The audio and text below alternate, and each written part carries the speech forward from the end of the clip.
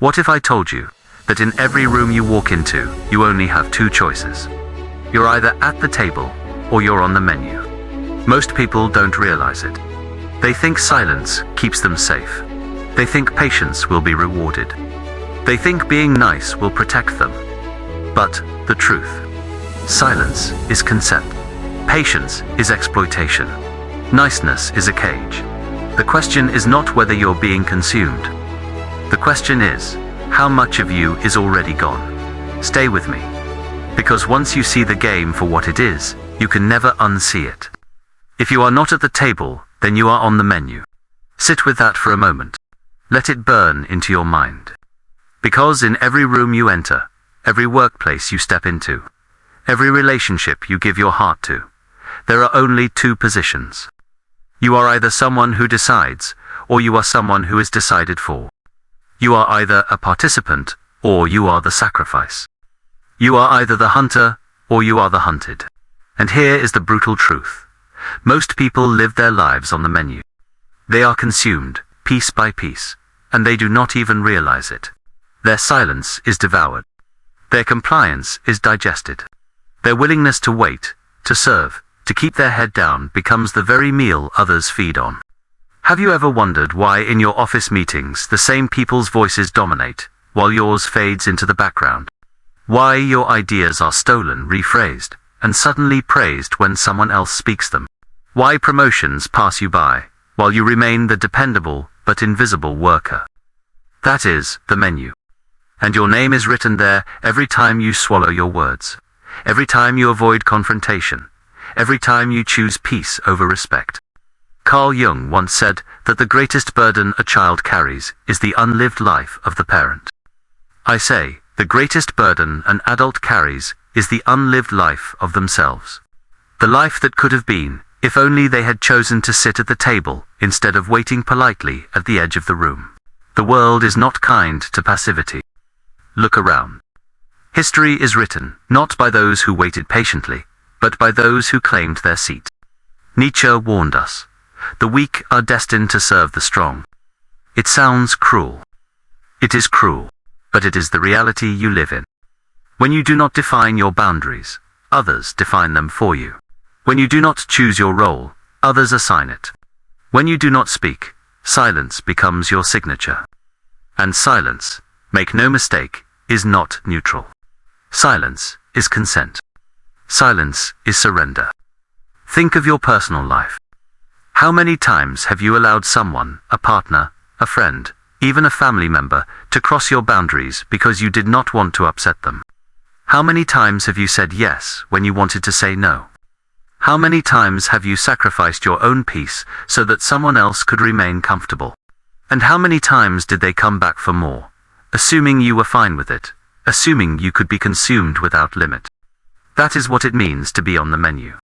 To be eaten slowly, not with knives and forks, but with expectations and demands.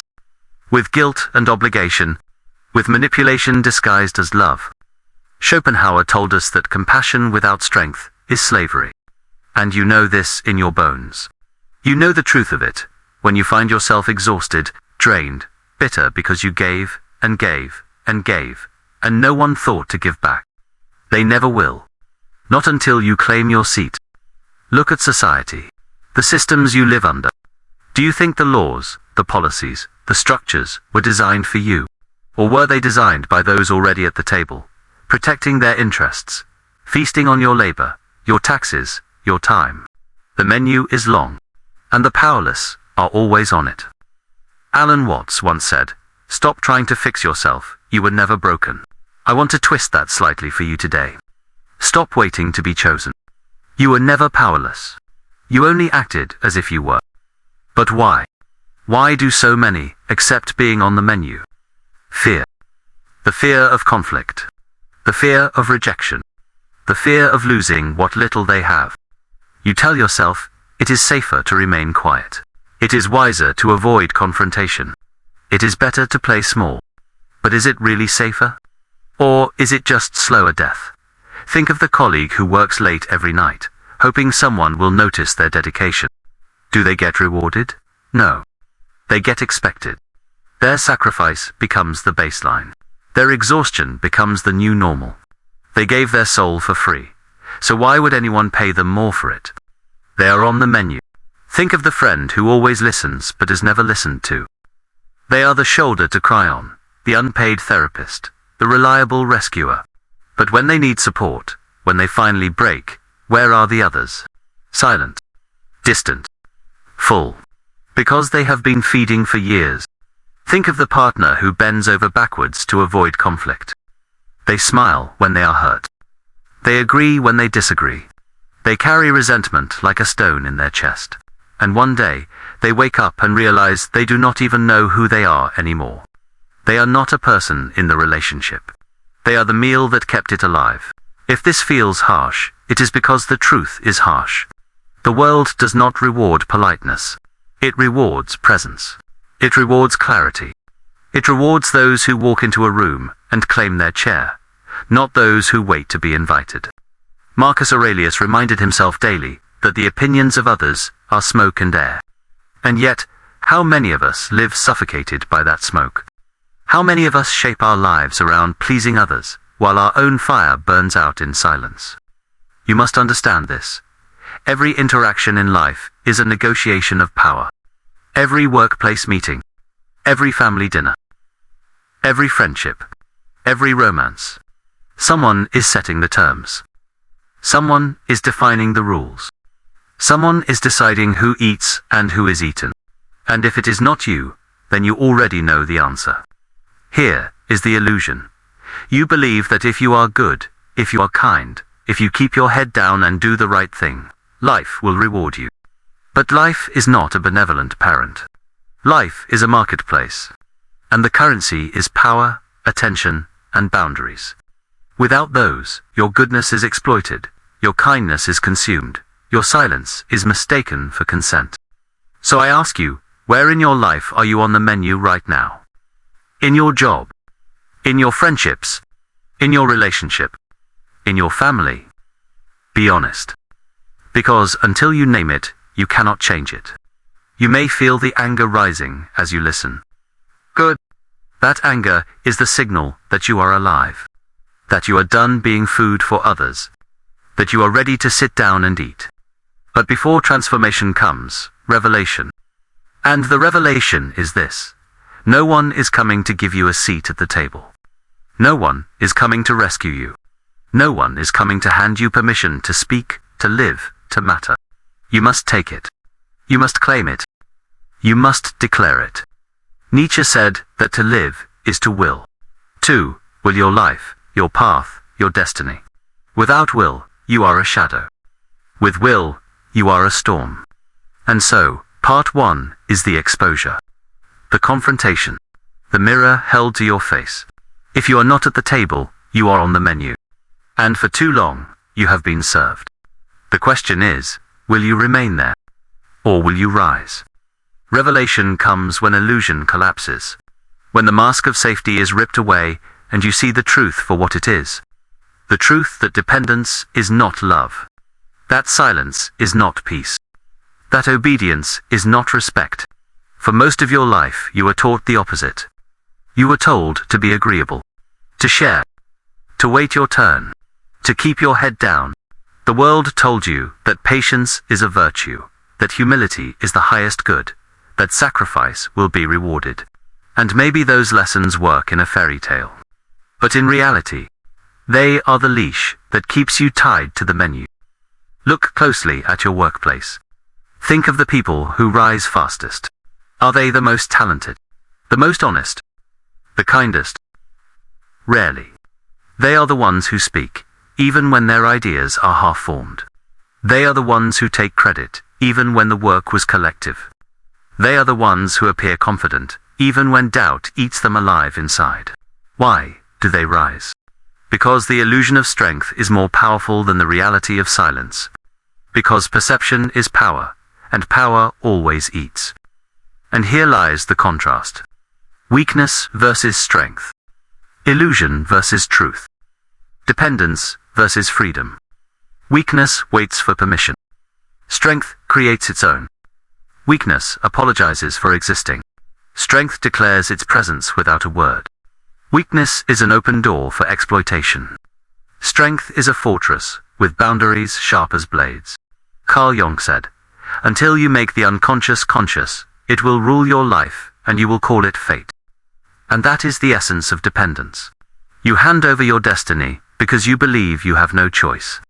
You stay in the relationship that drains you because you believe love must hurt.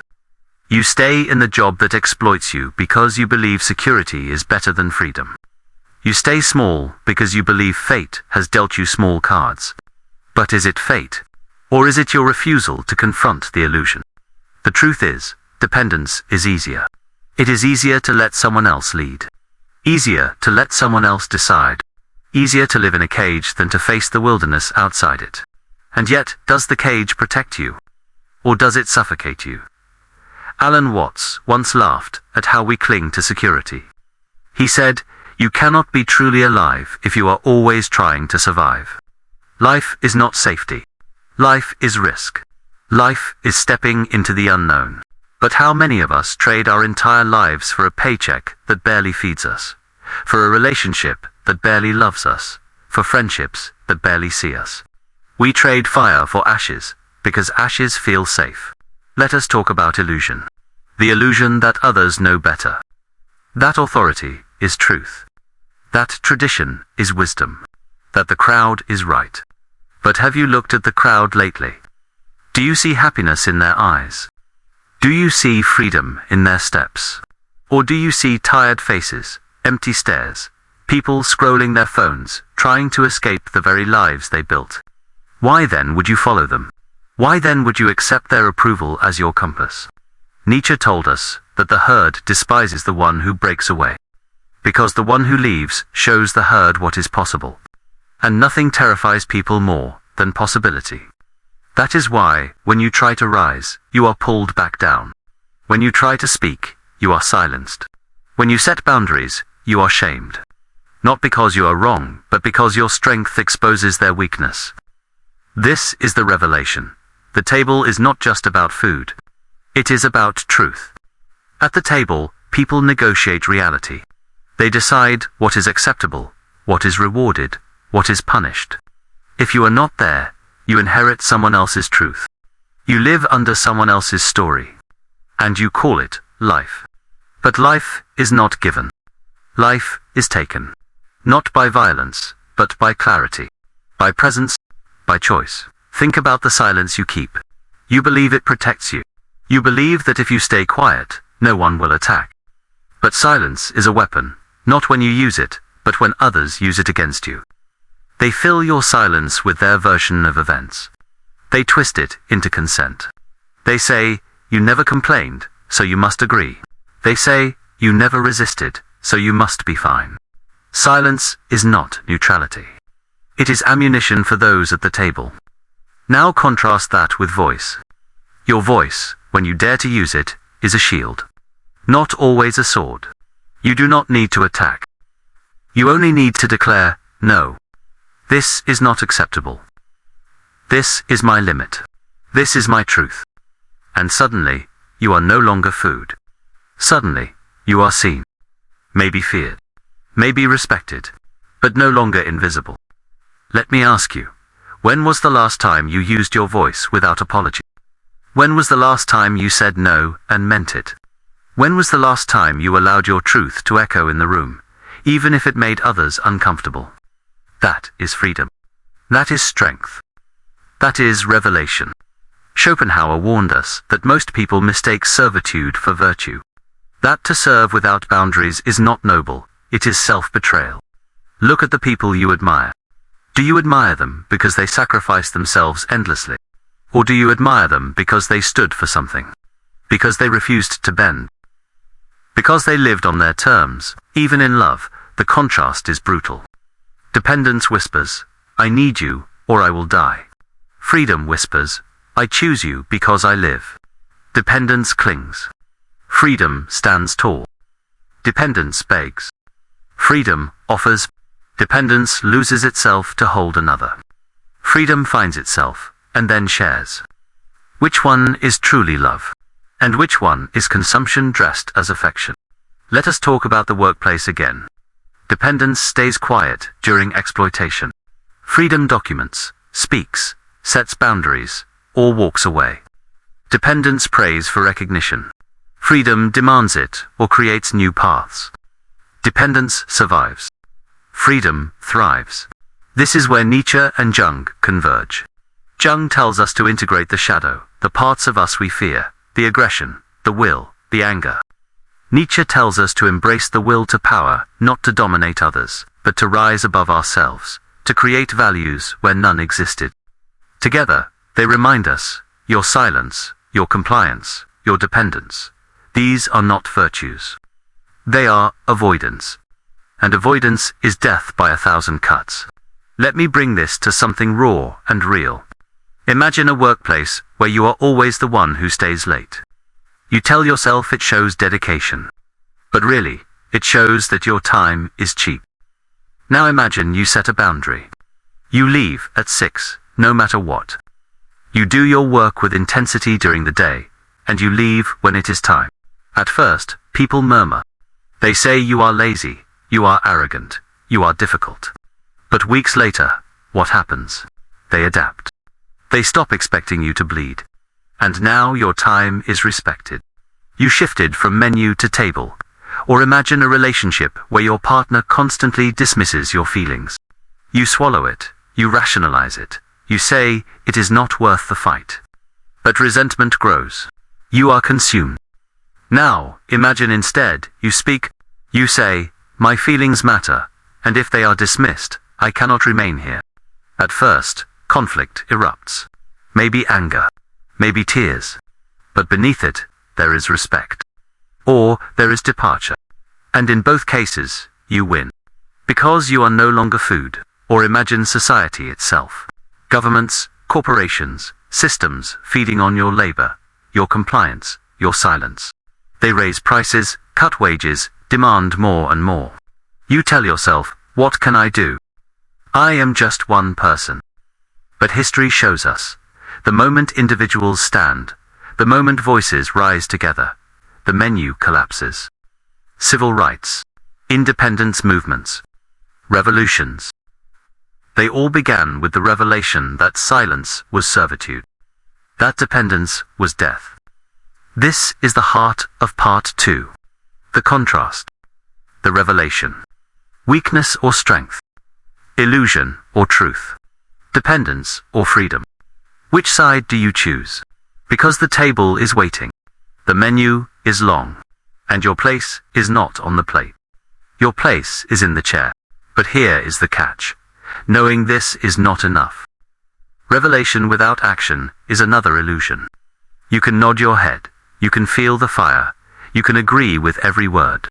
But if tomorrow you go back to swallowing your truth, then you are still on the menu. And so, in part 3, we will move from revelation to transformation. From seeing to becoming. From awareness to action. Because the table does not care about what you know. The table only cares about what you do. Transformation begins the moment you decide you are no longer food. The moment you say enough. The moment you choose to rise from the plate and walk toward the table. And make no mistake, it is a choice. A hard one. A frightening one. But still, a choice. Because you cannot wait for courage to arrive before you act.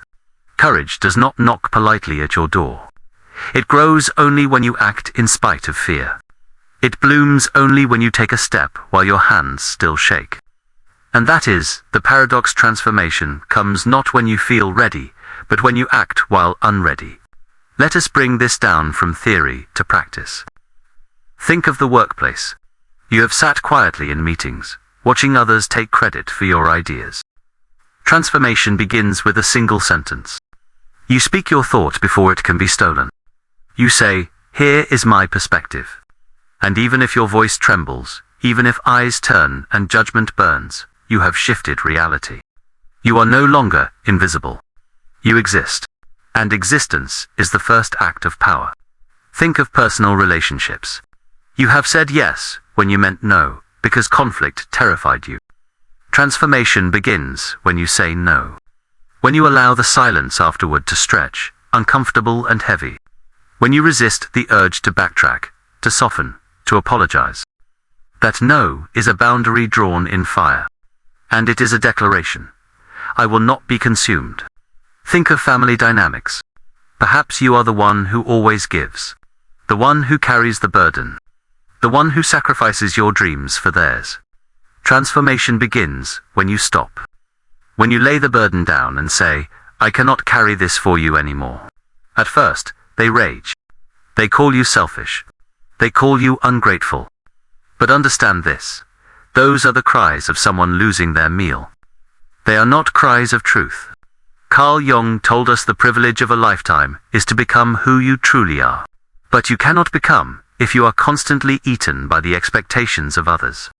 You cannot become if you are nothing but a vessel for their needs. Transformation demands individuation. It demands the breaking away from what others want, so that you can discover what you are. Do not mistake me, this is not a call to cruelty. This is not a call to domination. Transformation is not about becoming the predator who feasts. It is about becoming the self who stands. Boundaries are not weapons to wound others. They are shields to protect your life. And yet, shields are powerful. They change the dynamic instantly. When you raise a shield, people can no longer strike at will. They must confront themselves. They must decide whether to respect your space or walk away. And both outcomes are victory. Let me give you more examples. A friend who only calls when they need something. You know the type. They never ask how you are. They never celebrate your wins. They only appear when they are drowning. Transformation is when you stop answering every call. When you stop rescuing without limit. When you say, I cannot help you this time. Do they grow angry? Maybe. Do they disappear? Likely. But then you learn the truth. They were never a friend. They were a feeder. And you were the meal. A boss who piles extra work on you because you never complain. Transformation is when you track your workload, you present it clearly, and you say, this is not sustainable. They may push back. They may test your resolve. But once you set that line, once you enforce it, you shift from servant to professional. You reclaim dignity. A partner who dismisses your dreams, mocking them as unrealistic. Transformation is when you pursue them anyway. When you invest in yourself, despite their laughter. When you prove that their dismissal was not truth, only fear. And as you rise, you force them to confront their own smallness. They will either rise with you or fall away. Both outcomes serve your becoming. This is transformation. The willingness to lose what was never truly yours, in order to gain what always was your self-respect. Nietzsche's will to power is not about crushing others. It is about creating values when none exist. Transformation is the act of creating yourself. Of saying, these are my boundaries. These are my principles. This is my life. Even if no one agrees. Even if the herd mocks. Even if the cost is high. Because the higher cost is to remain food. Alan Watts reminded us that the meaning of life is not found in clinging, but in dancing with uncertainty. Transformation means stepping into the unknown. You do not know how people will react when you set your boundaries. You do not know if your job will survive when you demand respect. You do not know if your relationships will endure when you claim your truth. But uncertainty is life. Certainty is death. And if you remain in certainty, you remain on the plate. Let us talk about the small daily acts of transformation. You check your phone compulsively, scrolling to escape your own thoughts. Transformation is when you put it down and face the silence. At first, the silence is unbearable. It screams. It mocks. But stay long enough, and the silence becomes strength. You learn to hear your own mind again. And that is a seat at the table. You tolerate toxic jokes in your group because you fear exclusion. Transformation is when you say, that is not funny. You risk rejection, yes. But you also claim dignity. And maybe someone else, silent and afraid, feels the spark of courage because you spoke. Transformation spreads like fire. You hide your opinions online, afraid of backlash. Transformation is when you write, you post, you speak, not to be liked, but to be true. Some will attack. Some will but those who remain are your people. Those who resonate are your tribe. And suddenly, you are not alone. Schopenhauer said, talent hits a target no one else can hit, but genius hits a target no one else can see. Transformation is about seeing your own unseen target. It is about refusing to let others aim your bow. Because when you let others aim, you become their arrow. Now, let us imagine transformation on a grander scale. Think of revolutions. They always begin with individuals who say no. No to kings. No to colonizers. No to tyrants. At first, they are mocked. Then they are punished. Then they are feared. And finally, they are followed. Because truth resonates, even when it is dangerous. Transformation is contagious. Think of civil rights movements. People who refused to remain silent, even when silence was safer. People who marched, spoke, resisted, knowing the menu was long and their names were written on it. They faced hatred.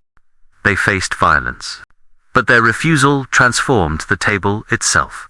And today, you benefit from their courage. Transformation is not abstract. It is the very thing that reshapes your daily existence. It looks like telling your manager, I cannot stay late tonight, I have a family. It looks like telling your friend, I will not lend you money again, I am not your bank. It looks like telling your partner, I matter too, and if you cannot see that, I will walk away.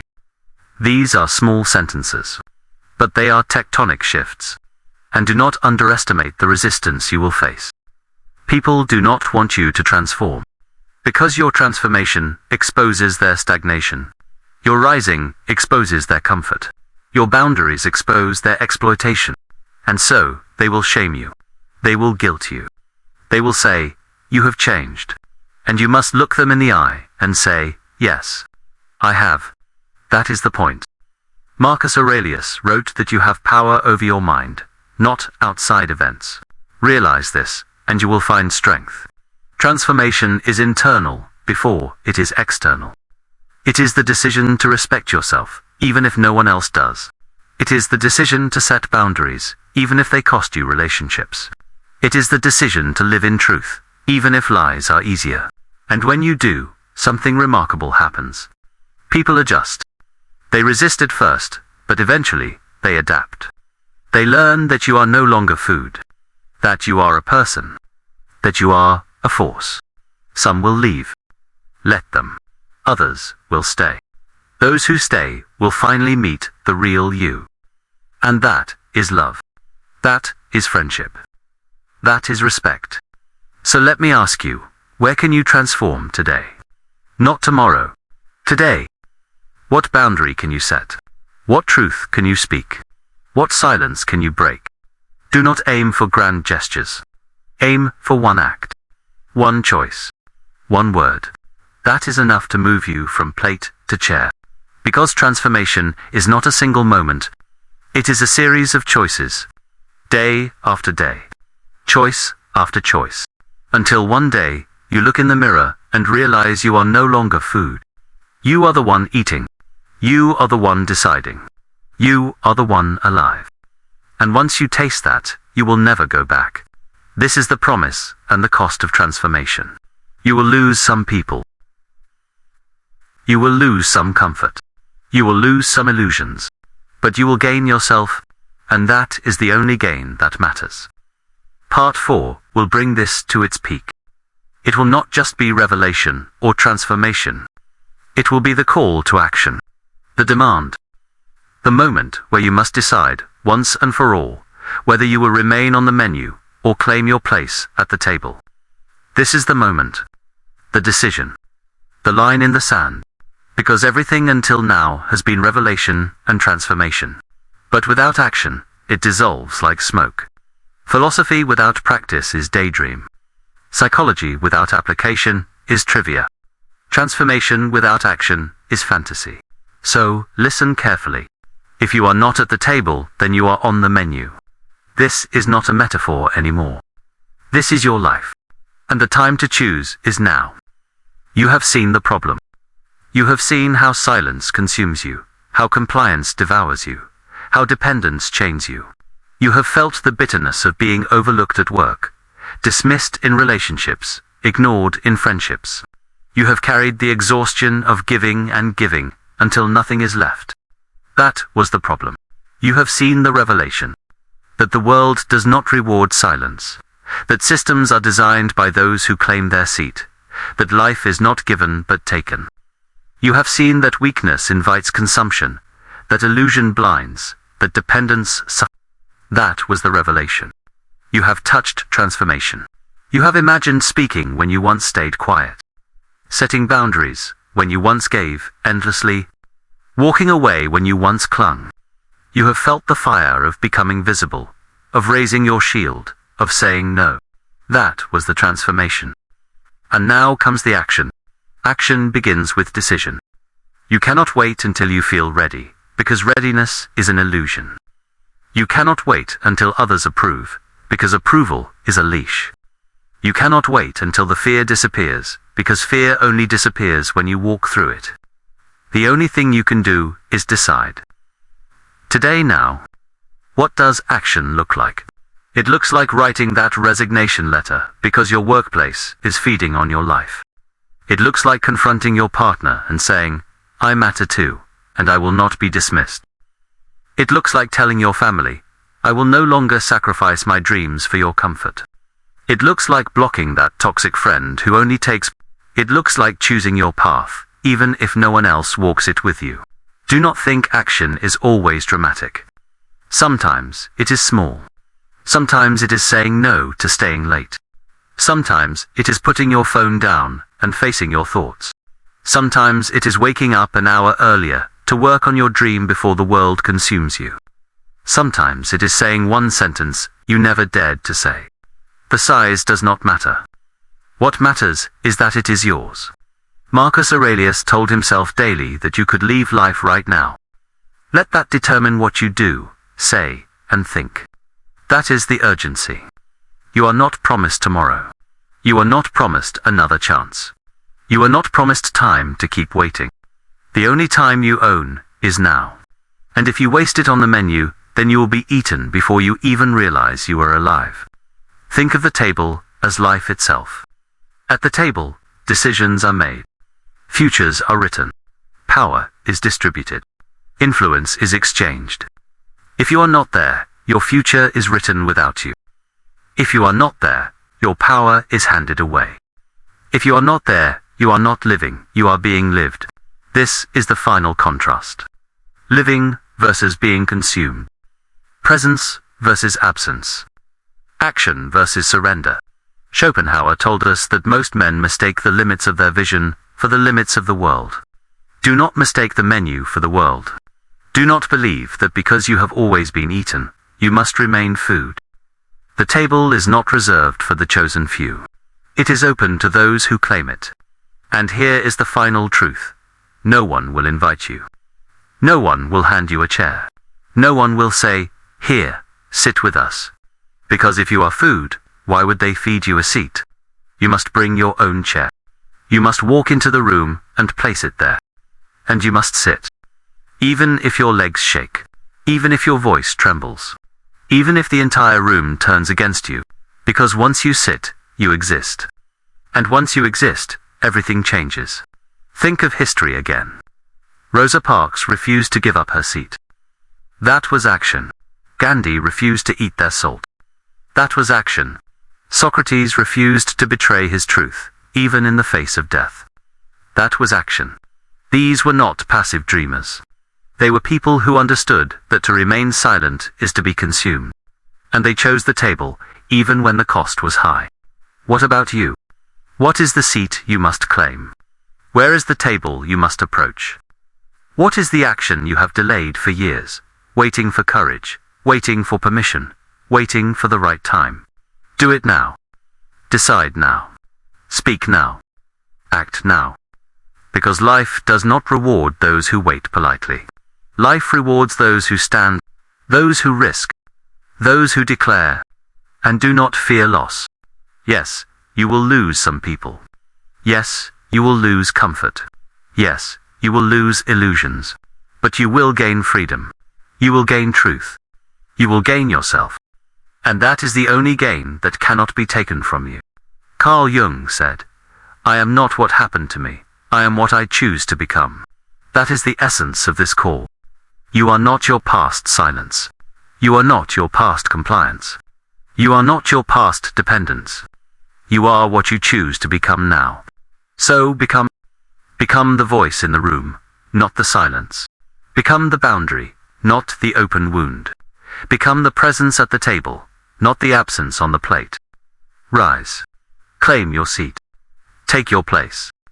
Not tomorrow. Not someday now. Because if you are not at the table, then you are on the menu. And you have been eaten long enough. It is time to eat. If you are not at the table, then you are on the menu. And for too long, you've been eaten. But today, you saw the truth. Today, you felt the shift. Today, you know the chair was always yours to claim. The question is not whether you can rise. You can. The question is whether you will. Because the world does not reward silence. It rewards presence. It rewards courage. It rewards the ones who choose to live, rather than be consumed. So walk out of this video, different than you came in. Walk out, ready to take your seat. Walk out, knowing you will never be on the menu again.